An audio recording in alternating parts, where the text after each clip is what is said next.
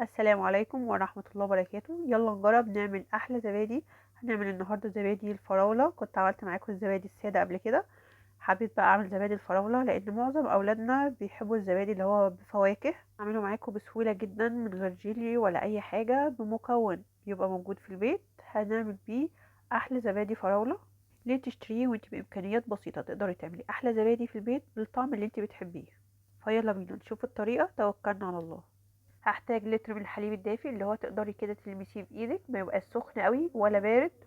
هتسيبيه على جنب وهتجيبي الخلاط او الكبه او الهاند بلندر، وهتنزلي بكوب من الزبادي، اي نوع زبادي بتحبيه ومش شرط يكون زبادي بطعم الفراوله. الكوب ده بيكون حوالي 105 جرام. لو بتجيبي العلب الكبيره الزبادي يبقى هتحتاجي 3 معالق كبيره من الزبادي، ما تكتريش عن كده.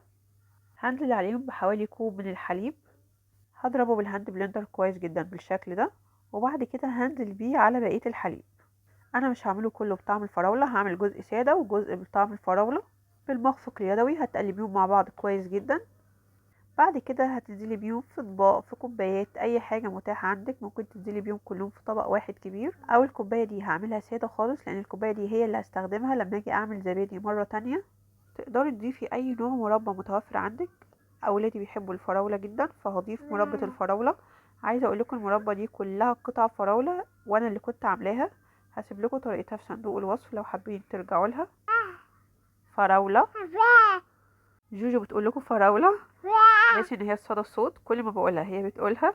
المهم هتنزلي بالزبادي من فوق بالشكل ده، يبقى الكوب من تحت فاكهة او مربى الفراولة ومن فوق الزبادي، بجد بيبقى طعمه لذيذ جدا. عملت كوب كمان بنفس الشكل والباقي كله عايزة اعمله بطعم الفراولة، فهاخد جزء في الهاند بلندر وهنزل عليه بحوالي معلقتين كبار من مربى الفراولة، وتقدروا تضيفي اي نوع مربى بتحبيه.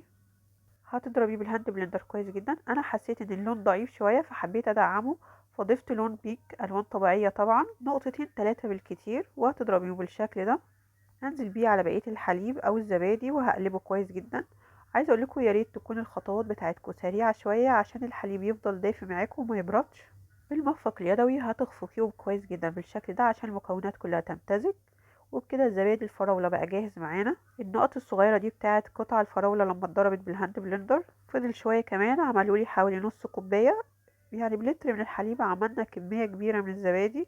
هتجيبي صينية أو أي حاجة تستحمل المية السخنة وتكون الحواف أو الجوانب بتاعتها عالية، وهتنزلي بمية سخنة لحد نص الكوبايات. هتغطيهم كويس جدا بستريتش راب أو بفوطة، وهتحطي فوقيهم صينية أو طبق كبير بالشكل ده. احنا بنعمل لهم زي حضانة كده. تدخليه في فرن كنتي مسخناه حوالي 15 دقايق بالكتير، وطبعا بتقفلي الفرن وبتدخلي الزبادي وبتسيبيه 6 7 ساعات. ويا ريت تعمليه من بالليل والصبح ان شاء الله هتلاقيه تماسك وبقى حلو جدا. وده شكله لما خرجته من الفرن، تماسك تماما.